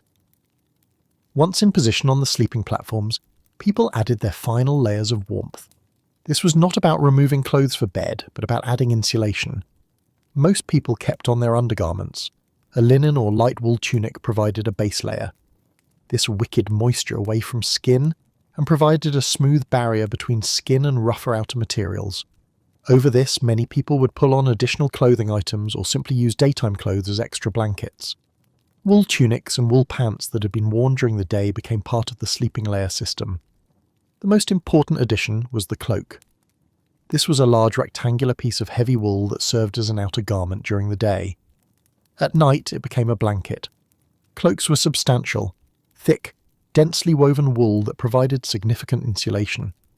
During cold weather, this garment could make a crucial difference in maintaining body warmth. The principle was layering. Each layer of fabric trapped air. The air between layers was warmed by a body heat. Multiple thin layers often worked better than one thick layer because they created more air pockets. Furs were pulled up from below and laid over from above. The sleeping person was surrounded by insulating materials. Below was sheepskin. Above were more furs and woolen blankets. The person's own clothing and cloak added layers in between. The goal was to create a cocoon of warmth. Body heat generated by metabolism would be trapped in this surrounding insulation. As long as heat production exceeded heat loss, the person would stay warm through the night. This system required no external heat source once established. The body itself was the furnace. The layers simply prevented that heat from escaping too quickly. With everyone settled on the sleeping platforms, the final and most critical fire management task took place. The fire had to be prepared for the long night ahead. Someone, usually whoever had been designated firekeeper for the night, approached the hearth. The fire was currently burning well, with visible flames and good heat output. The process of banking began with examining the current state of the fire. The keeper looked at the size and distribution of the coals, the amount of remaining fuel, and the intensity of the burn. The goal was to create a slow, steady burn that would last many hours. The fire needed to continue producing heat all night, but without consuming fuel too quickly or requiring frequent tending. The keeper began by allowing the current flames to burn down somewhat. No new fuel was added for a time. The fire settled into a bed of hot coals, then carefully selected pieces of peat were placed on these coals. Peat was ideal for overnight burning. It combusted slowly and produced sustained heat. The pieces were arranged to allow some air circulation, but not so much that they would burn quickly. More peat was added, creating a thick layer over the coals. The firekeeper shaped this layer carefully, creating a mound that would burn from the inside out. The top was partially covered with ash. This insulating layer slowed the burn rate even further. The ash kept heat in while limiting oxygen. The result was a fire that would glow rather than flame. It would produce steady radial heat for hours. The coals would remain hot until morning, when they could be stirred and new fuel added to create flames again. The smoke flaps were adjusted for nighttime conditions. The openings were reduced slightly to retain more heat while still allowing smoke to escape. With the fire properly banked, the heat source was secured for the night. In households that had them, box beds provided an additional layer of warmth. These were sleeping spaces enclosed by wooden panels on 3 sides and a curtain across the front. Not every longhouse had box beds. They represented additional construction effort and materials. Wealthier families or those with skilled carpenters were more likely to have them. Where they existed, box beds were built into the structure along the sleeping platform areas. The wooden panels created walls around a sleeping space large enough for 2 or 3 people.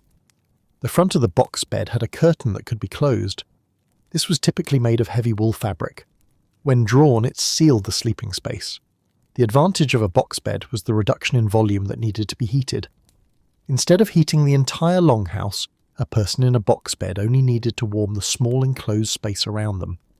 Body heat accumulated in this confined space. 2 or 3 people sleeping in a box bed would quickly warm the air inside. The wooden walls and curtains prevented this warmth from escaping. As people settled for the night, those with box beds closed the curtains. The curtain was tucked around the edges to minimize drafts. The sleepers were now in their own small environment. Inside a box bed with the curtain closed, the temperature could be 10 or 15 degrees warmer than the main hall. This microclimate was maintained entirely by body heat and insulation. For those without box beds, the principle was the same but less pronounced. The bedding layers created a similar effect, a personal envelope of Rapstu warmth around each sleeper. With the fire banked and everyone in their sleeping positions, the longhouse entered its nighttime state. The atmosphere changed completely from the active evening hours. The light level dropped dramatically. With no flames, only the dull glow of banked coals provided illumination. This was barely enough to see shapes and outlines. Most of the hall was in darkness. The glow from the coals was red-orange, not the yellow-orange of active flames. It was dim enough that eyes had to be fully dark adapted to make use of it. Someone first entering from outside, or first opening their eyes after closing them, would see almost nothing. The coals themselves were visible as areas of dull red.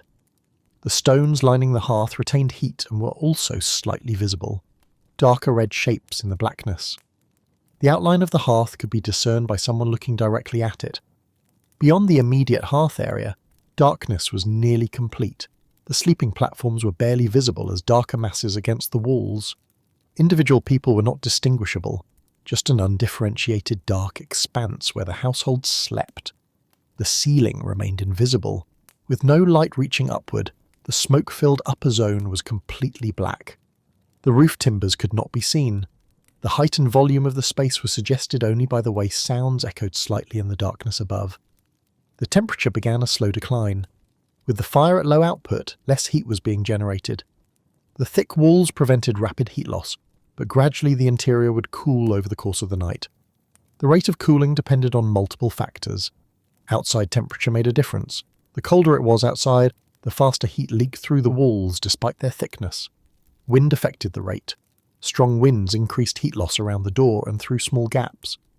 The thermal mass of the walls slowed the cooling process. The walls themselves had been warmed during the evening. Now they have released that stored heat gradually, helping maintain interior temperature even as active heat production decreases. In the area immediately around the hearth, the temperature might drop only slightly, perhaps from 55 degrees to 50 degrees over the course of the night. The banked coals continued to produce significant heat even without visible flames. Farther from the fire, on the sleeping platforms, the temperature would drop more noticeably. It might go from 50 degrees to 45 degrees, or even lower near the walls. By morning, the sleeping areas could be in the low 40s or upper 30s depending on conditions. Sounds changed. The crackling of active flames was gone.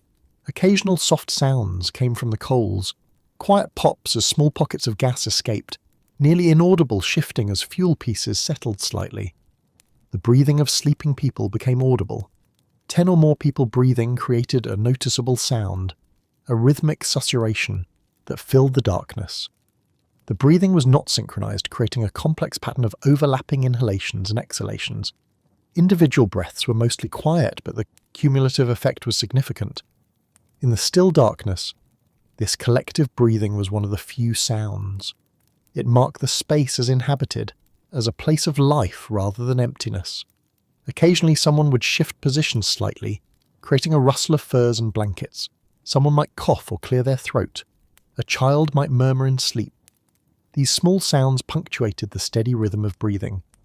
From the byre came quiet sounds from the animals. Cattle occasionally shifted their weight or exhaled more heavily. A sheep might bleat softly. These sounds were muffled by the partition, but still audible in the quiet hall. The animals were mostly at rest, but not deeply asleep. Cattle and sheep sleep lightly, remaining somewhat alert to potential danger. They rested while maintaining a low level of awareness. Smoke continued to rise from the banked fire, but less visibly. The smoke in the upper part of the hall remained, creating a layer that helped trap heat below. The smoke flow was slower without active flames. The updraft was weaker, but smoke still rose from the hot coals, still accumulated in the upper zone, still found its way out through the roof vents. The vents remained partially open, allowing smoke to escape slowly. The opening was smaller than during active burning, retaining more heat but still permitting adequate ventilation to prevent dangerous smoke accumulation. The layout of the space was barely visible. The central hearth was marked by its glow. The sleeping platforms were lines of darker shapes along the walls. Everything else was shadow. Navigation in this darkness required memory. Someone needing to move, perhaps to tend the fire or address some need, would have to remember the layout and move carefully. Stumbling over storage items or into the partition was a real possibility. The cold outside pressed against the walls. The turf construction, several feet thick, prevented this cold from entering quickly. But overnight, some cooling was inevitable. The exterior surface of the walls would be at or near outside temperature, 0 degrees or below. The interior surface was warmer but would gradually cool as heat radiated away from it into the interior space. The walls acted as a buffer, slowing but not preventing heat loss. They bought time, the critical hours of the night when the fire was low and people were sleeping. Without these thick walls, interior temperatures would plummet dangerously within an hour or two. The interior temperature would drop by several degrees during the night. In the immediate area around the banked fire, it might stay around 50 degrees. Farther from the fire, on the sleeping platforms, it might drop to 40 or even upper 30s. These temperatures were not comfortable by modern standards, but they were survivable, especially with the insulation provided by bedding and the shared body heat of people sleeping close together. At 40 degrees, properly insulated sleepers could maintain adequate body temperature. The bedding layers, straw furs, wool blankets, and body heat trapped within, created a microclimate around each sleeper that was significantly warmer than the ambient air. The hall would remain in this state until morning, dark, gradually cooling but protected from the deadly cold outside. The transition to this nighttime state represented a shift from active living to passive survival. During evening hours, the household lived actively, eating, working, socializing. Now they simply existed, sleeping through the dangerous hours, maintaining life at its most basic level. The darkness was complete. The cold was held at bay but pressing inward. The household slept on, trusting in their preparations, their shelter, and their communal warmth to carry them through to morning. On the sleeping platforms, the principle of shared warmth became most important. This was where the system of communal sleeping demonstrated its effectiveness. Each human body generates heat continuously through metabolism. A resting adult produces roughly the heat output of a 75-watt light bulb. A child produces somewhat less, but still significant amounts. When sleeping alone and exposed, this heat radiates away in all directions. The person loses heat to the surrounding air and to any cooler surfaces they contact. In a cold environment, heat loss can exceed heat production, leading to hypothermia. When sleeping in contact with others, the situation changes. Heat radiated from one body warms the adjacent body. Less heat is lost to the environment because there is less exposed surface area per person. A person sleeping between two others still loses heat from top and bottom, but the sides are now warmed by adjacent bodies rather than losing heat. The surface area exposed to cold is reduced significantly. This arrangement is particularly effective for children and elders. Children have higher surface area to mass ratios and lose heat faster. Elders may generate less metabolic heat. Both groups benefit significantly from being positioned between warmer adults. A child sleeping between two parents is warmed from both sides. The child's heat loss is minimized. An elder with a slower metabolism gains a similar benefit. Their reduced heat production is supplemented by warmth from younger adults sleeping on either side. The bedding layers above trapped the heat rising from the sleepers. The furs and wool created dead air spaces that prevented rapid heat escape. The more layers, the better the insulation. The result was a sleeping environment where body heat was shared, conserved and maintained. The group stayed warmer than individuals could have managed alone. If the hall air was 40 degrees, the airspace under the bedding might be 60 or even 70 degrees, 20 to 30 degrees warmer. This difference was created entirely by trapped body heat. This physical closeness was not optional. It was a survival necessity. Privacy and personal space were concepts that had to be set aside in favour of thermal efficiency. The communal arrangement was accepted as normal. This was how people slept. Family meant sleeping together, sharing warmth, surviving together. The system worked. Night after night, winter after winter, this arrangement kept people alive. The simple physics of shared body heat, combined with good insulation from bedding, created survivable conditions where individual sleeping would have meant death. Several hours into the night, the longhouse reached its coldest and quietest state. Everyone was asleep. The fire burned at its lowest point, mostly buried coals. The time was perhaps 2 or 3 in the morning. The night was half over or more. The household had been sleeping for several hours. The depth of sleep was greatest during these middle hours. The temperature had dropped to its nightly minimum. Near the centre of the hall, around the banked fire, it might be 45 to 50 degrees. On the sleeping platforms farther from the fire, it could be closer to 40 degrees or even upper 30s. The coldest areas were at the far ends of the hall and in corners away from the fire. These zones might drop to 35 degrees or slightly below, approaching freezing but not quite reaching it. The variation across the space was significant. A 10 or 15 degree difference existed between the warmest and coolest areas. This gradient reflected the distance from the fire and the effectiveness of wall insulation in different locations. Near the door, a known weak point in insulation, temperatures were lowest. Cold air leaking around the edges of the door created a cold zone near the entrance. No one slept in this area for exactly this reason. These temperatures were cold but not immediately dangerous. The bedding system was designed to function in exactly these conditions. The multiple layers of fur and wool maintained adequate insulation, even as the ambient temperature dropped. The sleepers' bodies continued to generate heat. This heat accumulated under the bedding layers, creating a warmer microenvironment. Inside the sleeping areas, next to skin, the temperature was much higher, near body temperature, despite the cold air in the hall. A person whose core body temperature dropped below about 95 degrees would begin experiencing hypothermia. The bedding and shared warmth kept sleepers well above this threshold. Core temperatures remained in the normal range of 97 to 99 degrees. Breathing created condensation. Warm, moist breath met cold air and formed tiny droplets. Over the course of the night, this moisture could accumulate on the coldest surfaces, the roof, the upper walls. In extreme cold, frost might form on the interior surfaces. Each exhaled breath contained water vapour. This vapour came from the lungs, where it had evaporated from the warm, moist lung tissue. When this warm, saturated air met cold surfaces, the water vapour condensed back into liquid. On the coldest nights, this condensation could be visible as frost forming on the underside of the roof. The roof, being in contact with outside air, was the coldest surface in the building. Water vapour rising through the smoke layer would freeze on contact with the cold roof timbers. By morning, a thin layer of frost might coat parts of the ceiling, visible when the fire was rebuilt and light returned. This frost would melt as the interior warmed during the day, dripping down occasionally. The walls, being thicker and having more thermal mass, were less likely to reach freezing on their interior surfaces, but they could still be cold enough to cause condensation. A sheen of moisture might form on the interior wall surface on very cold nights. This moisture accumulation was part of winter life in the longhouse. It was not ideal.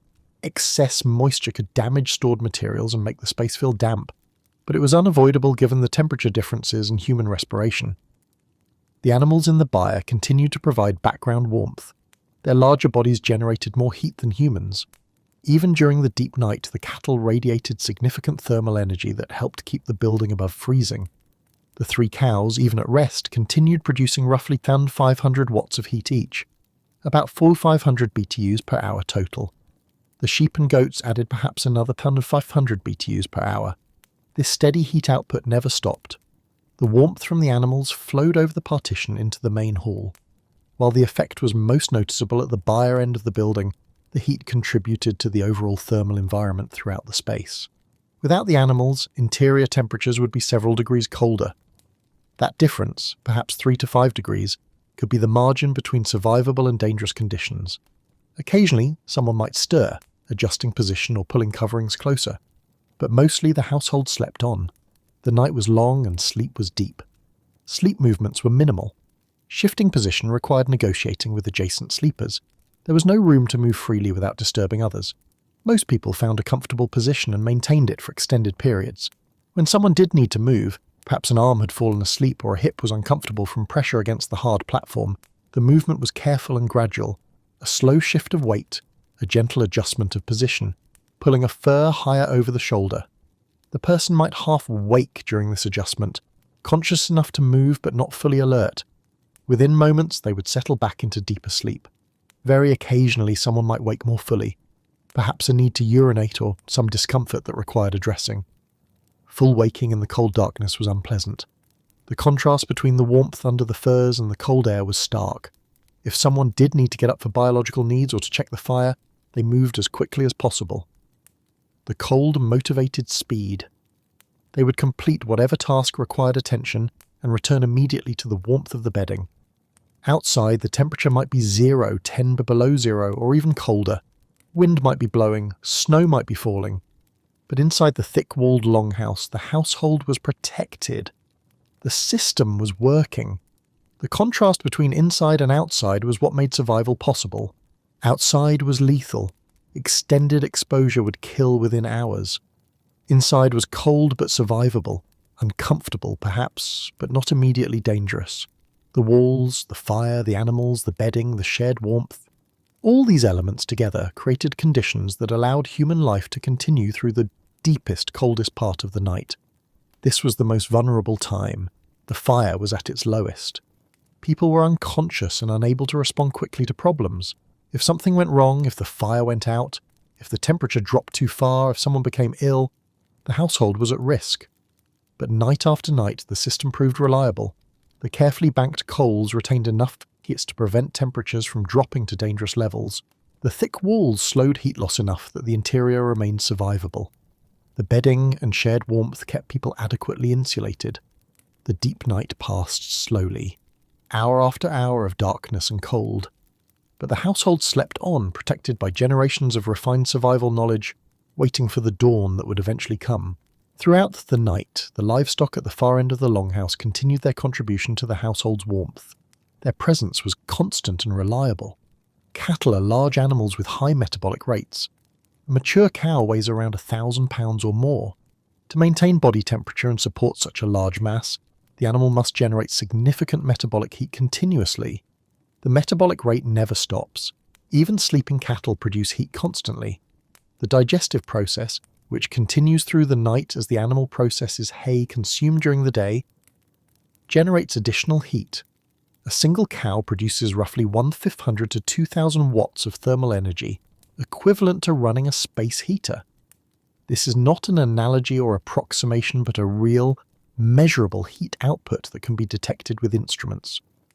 With 3 cows in the byre, the heat output was substantial, perhaps 4,500 to 6,000 watts total, or about 15,000 to 20,000 BTUs per hour. This was comparable to, or exceeding the heat output of the banked fire during the deep night hours. The sheep and goats added their contribution. Though individually smaller, together they produced measurable heat. A sheep generates perhaps 300 to 400 watts. 6 sheep meant another value of 800 to 200 watts, roughly 6,000 to 8,000 BTUs per hour. Several goats added more, perhaps another 1,000 to 1,000 watts, or 3,000 to 5,000 BTUs per hour. The combined livestock heat output was perhaps 25,000 to 30,000 BTUs per hour, more than the banked fire produced during the coldest part of the night. Even though they were behind a partition, this heat flowed into the main hall. Air circulation, driven by temperature differences, carried warm air from the byre over the partition into the living space. The physics of this heat transfer was straightforward. Warm air bjiao, warm air rises. The air warmed by the animals' bodies rose to the top of the byre space. Since the partition was only waist high, this warm air flowed over the barrier into the main hall. Once in the main hall, the warm air mixed with the cooler air, raising the average temperature. The effect was most noticeable at the byre end of the hall, but contributed to the overall thermal environment throughout the space. Without this animal contribution, the interior temperature would drop by several degrees, perhaps 3 to 5 degrees on average, more at the byre end of the hall. This difference could mean the difference between survivable conditions and dangerous cold. The animal's breathing also added moisture to the air. This moisture content actually helped with comfort. Extremely dry air feels colder and is harder on respiratory systems. Each breath an animal exhaled contained water. Vapor. Large animals breathing steadily produce significant moisture output. Over the course of a night, the animals released substantial water vapor into the air. This moisture helped maintain humidity levels in the longhouse. Very dry air, common in cold environments, can cause respiratory discomfort, dry skin, and increased susceptibility to illness. Moderate humidity, such as the animals, was healthier. The moisture also affected how cold the air felt.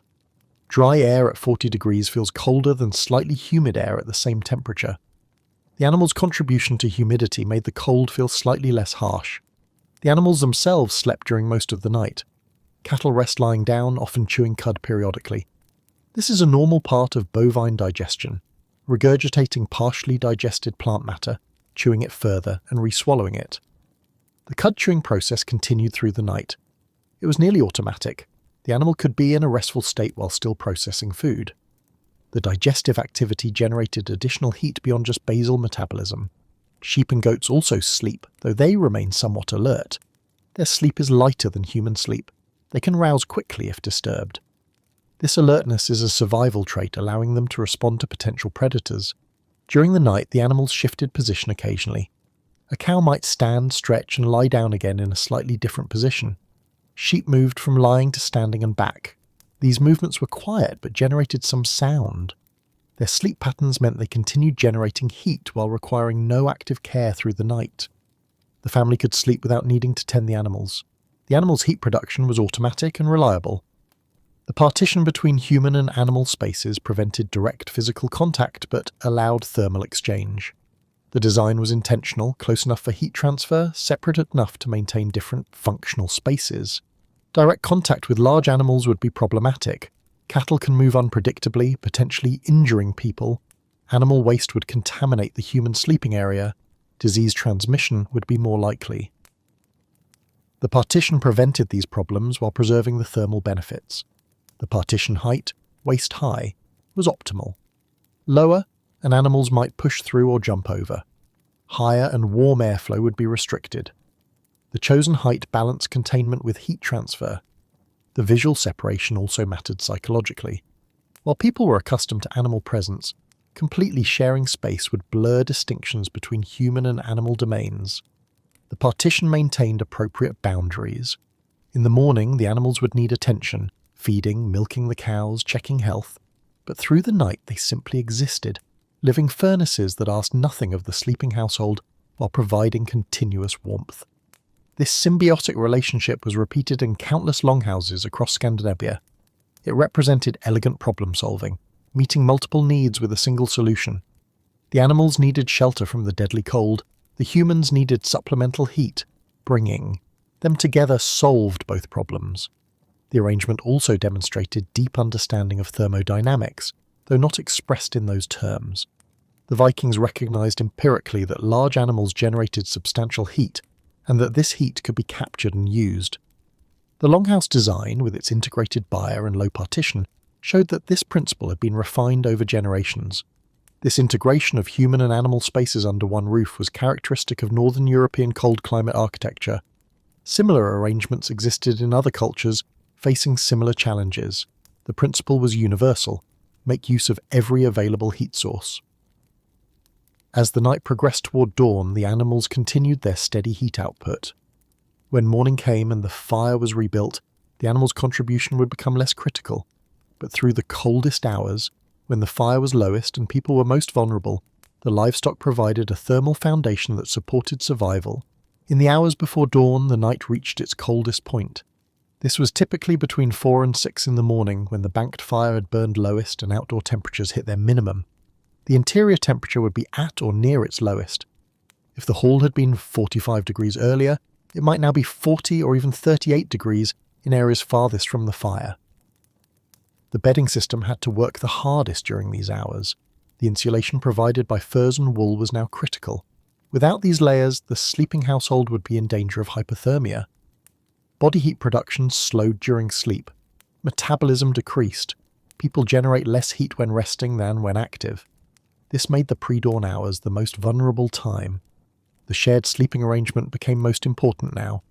The mutual body heat of people lying close together helped compensate for decreased individual heat production and falling ambient temperature. The banked fire still contained hot coals. Though covered with ash and mostly hidden, the core temperature of the fire pit remained high. These coals continued to radiate heat, though much less than earlier in the night.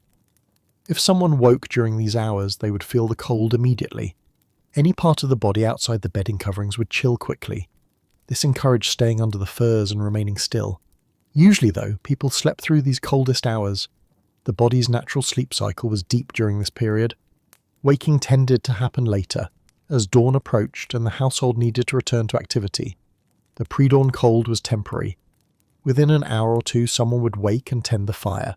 New fuel would be added, flames would return, warmth would increase, the coldest part of the night would pass. The household's survival through these hours demonstrated the effectiveness of the complete system. The thick walls prevented rapid heat loss. The banked fire maintained baseline warmth. The animals continued their heat contribution. The bedding insulated sleepers. The shared body heat compensated for individual limitations. Each element alone would have been insufficient. Together they created conditions that allowed the household to survive, cold but alive, able to wake and continue when morning arrived. The long night was nearly over. Morning would come, the fire would be rebuilt, another day would begin. The first person to wake had an important task. The fire needed to be rebuilt. Without this, the household would not be able to function. Usually, this responsibility fell to whoever had been designated the night firekeeper. This person would wake naturally, or had trained themselves to wake at the appropriate time. Emerging from the bedding meant facing cold air immediately. The hall temperature was at its lowest. The person moved quickly to the hearth.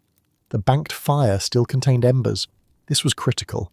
If the coals had gone completely cold, rekindling would be difficult and time-consuming. But properly banked coals could survive 12 to 14 hours. The firekeeper used a stick to carefully move aside the ash covering the coals. Beneath the ash layer, the coals glowed dull red. They were still hot, capable of igniting new fuel. Small pieces of kindling were placed on these coals, dry wood, small twigs, bits of bark. The coals heated this material. The kindling began to smoke, then caught fire. The firekeeper blew gently on the growing flames. Air fed the combustion. The flames grew larger. More small pieces of fuel were added. Gradually the fire was rebuilt, from glowing coals to small flames to a growing fire. The process took several minutes, but it was reliable. The banked coals made rekindling straightforward. As the fire grew, it produced both light and heat. The light revealed the dim interior of the longhouse. The heat began to warm the air immediately around the hearth. The firekeeper added larger pieces of fuel, peat and wood. The fire strengthened, its light spread farther. Its heat became more intense. Within 15 or 20 minutes, the fire was fully re-established. It burned as it had the night before, though the household was not yet active. This was the transition moment from night to day. With the fire rebuilt, the longhouse began to warm.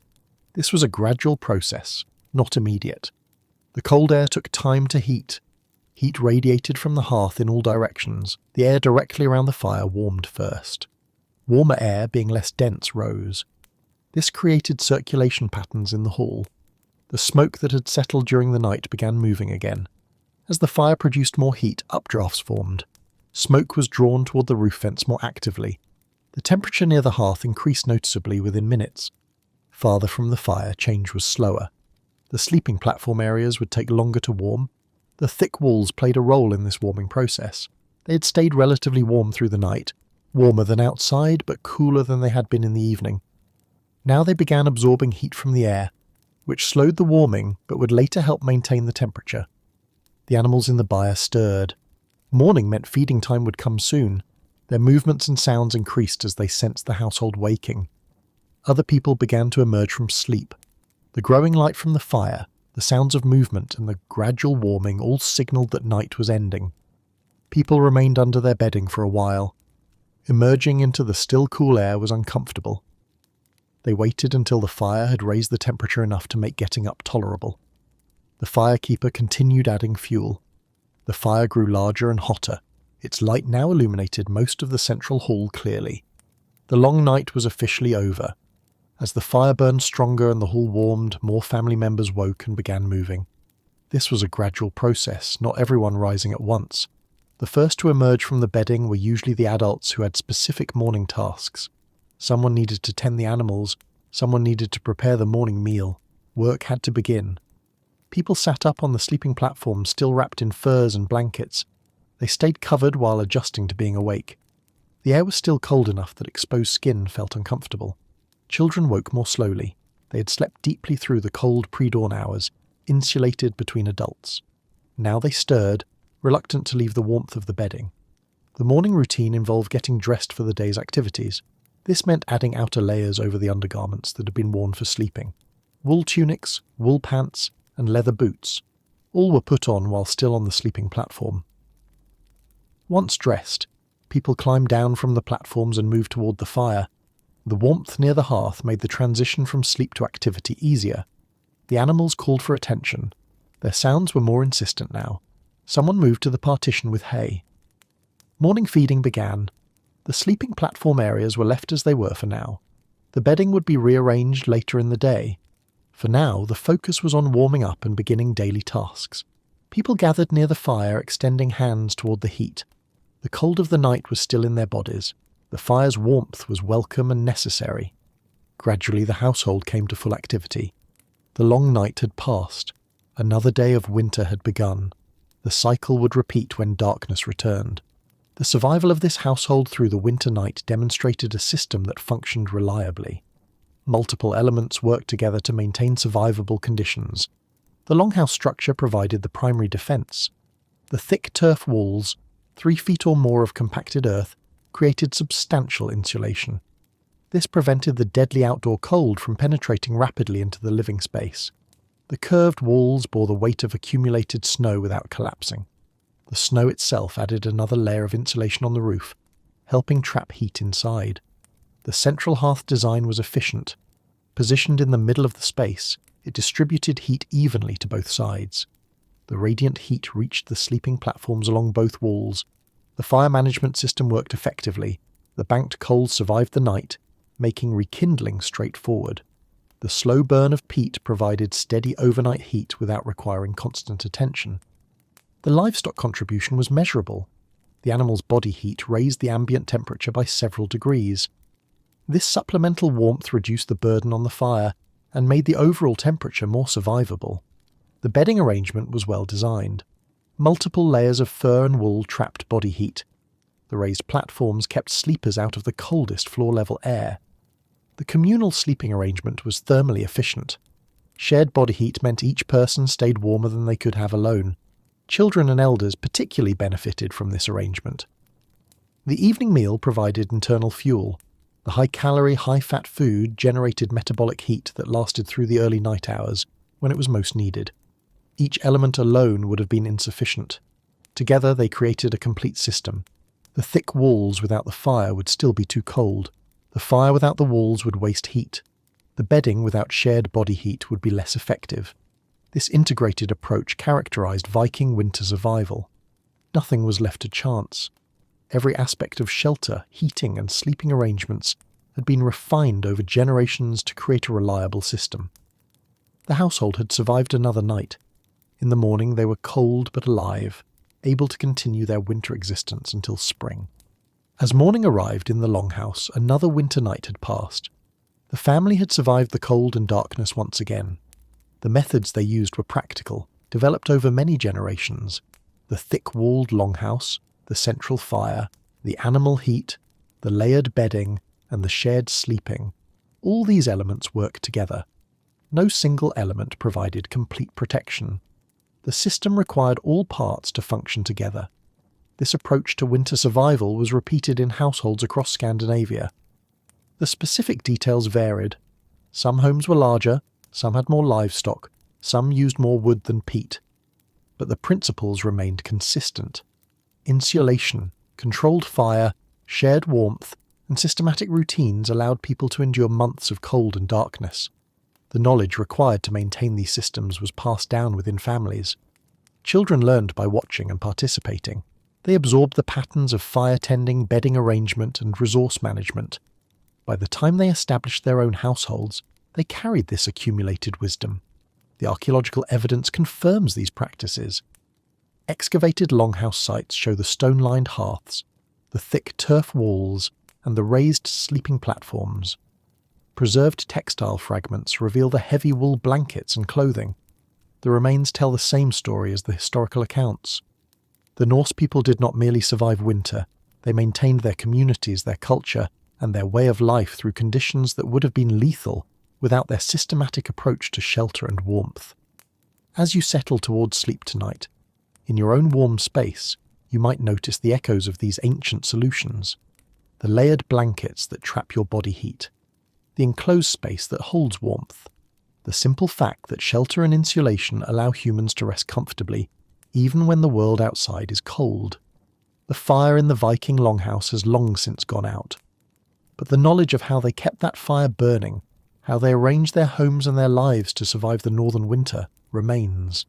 It speaks to human adaptability, to practical intelligence applied over generations, and to the power of systematic solutions to fundamental challenges.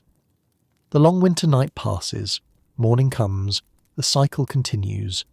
This was the rhythm of life in the north, repeated year after year, household after household, for centuries of Scandinavian winter.